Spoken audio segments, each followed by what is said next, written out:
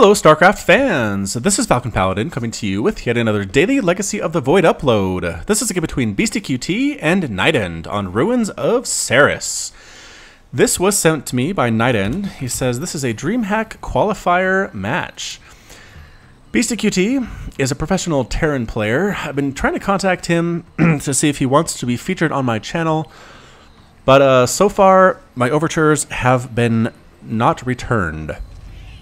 If you have any contact with Beastyqt, please let him know that I would love to cast his replays, because he's a really solid Terran player, and I feel like the Terran fans on my channel would really appreciate it. Alright, in the bottom left of Ruins of Seras, we have the yellow Terran player. It is Beastyqt. And in the top left of Ruins of Seras, we have the blue Protoss player. It is NightEnD. And you can find him on Twitch and Twitter and YouTube as well. I've linked to all of those things in the description. A link to his YouTube channel should pop up here sometime here. You can click there and check him out to get more NightEnD stuff if all the casts here on Falcon Paladin is not enough to make you happy. So here we are, a PvT on Ruins of Seras. Again, a lot of PvT recently. My Protoss versus Terran fans are very happy with me, and I'm very happy too. It's a pretty fun matchup to cast. I just have a very Zerg heavy population right now of people that send me replays. And you might notice that Zerg is not included in PvT, and so if there's a Zerg by default, it cannot be this matchup. So again, trying to get more balance in what I cast, and this is the result. Pretty happy about it. Nexus coming up for NightEnD. Has the gas already, not making an Adept yet. Surprisingly, I would have thought NightEnD would want to do that. No Cyber Core either. It looks like he is foregoing an early Adept to get that Cyber. Alright, there we go. So pretty crazy build there indeed. Beastyqt is getting out an early factory, a Marine here for defense as well. Walling off, because that Adept harass can be very annoying if you're constantly bouncing back and forth to make things happen. But Beastyqt is not getting an early command center, an early second base rather. He is getting that orbital command upgrade, which is very important. Indeed, throwing down a supply depot up here to scout things out. Probe scouts the wrong location for NightEnD, and there goes that second assimilator. Cybercore pops up. Now here's the question, what is NightEnD going for? An Adept. Alright, so there's the Adept popping on out. Oh, man. Yep. Anyway, the Adept popping on out now. That exactly was what NightEnD was waiting for. Supply depots going up all over the place. There's a starport coming up at the same time. 1-1-1 build with double refinery coming up. One base attack coming something from Beastyqt. The question is what he wants to do with it. Again, scouting out the wrong location. I don't think anybody has found anybody else. No, not at all. So that's actually a bit of a weird situation here. Marines standing on the top of the ramp just to make sure that no Adepts or Probes can come up here to scout things out to see the lack of a second base. This is a 1-1-1 from Beastyqt. Making Hellions, making a medevac, continuing to produce Marines. And here comes the Adept Scout using Psionic Transfer to get ahead a little bit more quickly, and might try to Psionic Transfer past these Marines. The Marines falling back to a better defensive position, and NightEnD just heading home. Alright, so NightEnD says, I'm not worried about this. We're going to two-shot this worker. Bam! NightEnD is up 32-25 total supply. The question is Beastyqt just going to try to win the game now? Or what? It looks like he might. There's a Widowmine here and 6 Marines heading up. But again, keep in mind, Photon Overcharge is really good for Protoss. I don't know if this kind of thing is as effective as it used to be in Heart of the Swarm at least. But here comes the drop.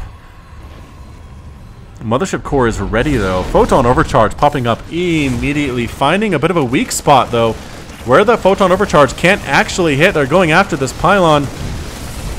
Widowmine takes its shot. Pylon gets one kill before it ends up dead. Widowmine as well gets destroyed. Another attack here from the right side with the Hellions up the front door. Trying to kill some of these probes. Good splits by NightEnD though. And the Adepts do extra damage to Hellions, so they should probably get out of there. And he does. He gets on out of there. Another drop back though with these Marines trying to make something happen. Trying to kill this Mothership Core, I think is the idea. Mothership Core very low on health. Here come the Adepts though, two-shotting Marines, and then forcing a retreat once more from Beastyqt. So it is now 35-29 total supply. Is Beastyqt still on one base? Good golly, he is, but there's a command center being built as well as additional barracks. So he's trying to make this work. Coming up the left side is a Liberator. Oh, Liberator to join the battle. Oh, man. Liberator positioning here can be super annoying for players. Sitting out here in the dead space and actually out of range of Stalkers, I believe, is what you can do here with the Liberator. So let's see if he gets into Defender mode. There it is. And dropping the Marines inside the safety of that Defender mode. Adept doesn't want to die. But pretty much all there are Adepts here. They can outrange the Circle of Death, but look at this, denying all the mining at the natural for quite some time. Are there any Stalkers on the field at all to deal with this? The Marines are trying to take down the Nexus all by themselves, and the Adepts say, how about we not allow that to happen? Ooh, instead the Adept goes up there on its own and ends up getting killed. However, there's also an attack down here, though. Adepts killing everything in the main base for Beastyqt, killing add-ons, killing SCVs, forcing a retreat here. This base is still alive. There are 2 Widow Mines at the same time. Adepts finally cleaning up this attack. No Marines left whatsoever. However, Defender mode is still a problem.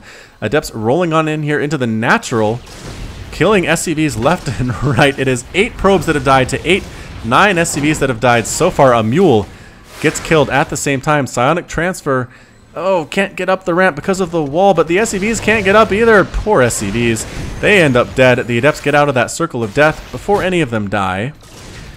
This is still standing here, though. What is the answer going to be? Oh, a Phoenix. A Phoenix is on the way. Going to try to kill this Liberator before it pops out of Defender mode and tries to kill it. Adepts going after that command center once again. And Phoenix, yes, is going to be able to kill the Liberator, but the Liberator is going to get a few kills before that happens.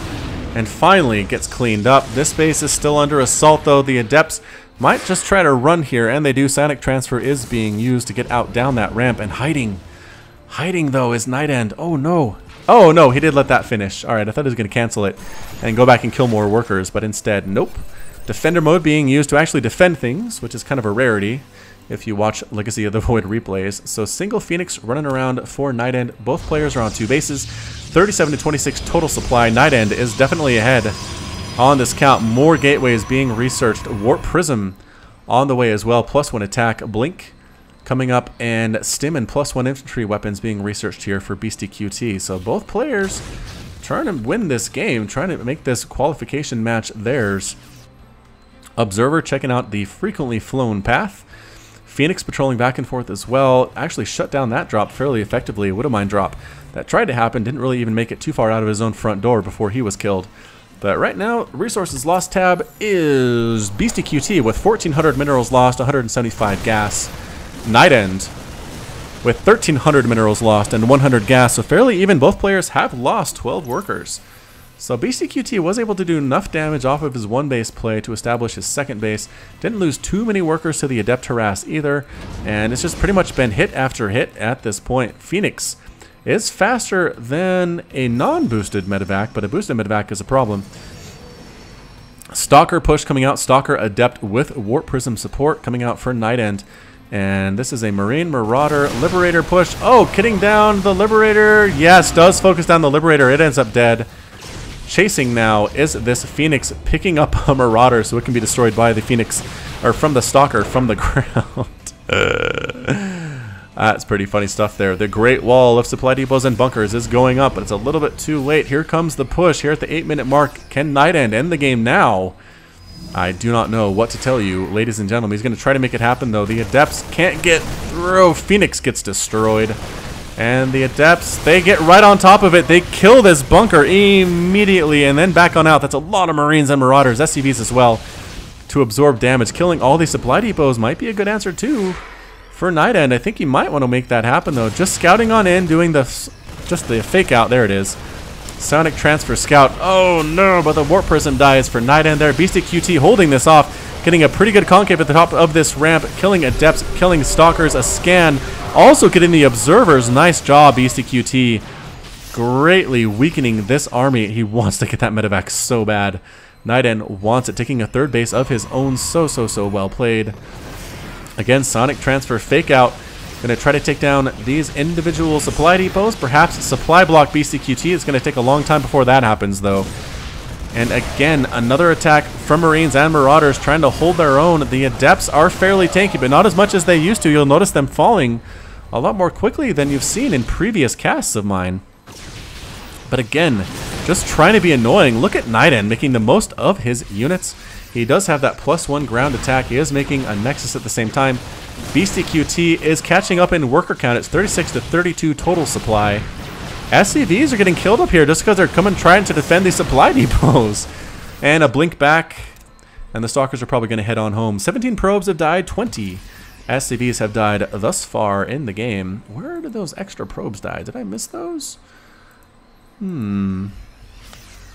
I don't know. Alright, trying to watch that minimap as people have suggested, and I might have missed something. If so, I apologize, but focus on the present here. NightEnD does have the third base up and running, transferring these probes on over.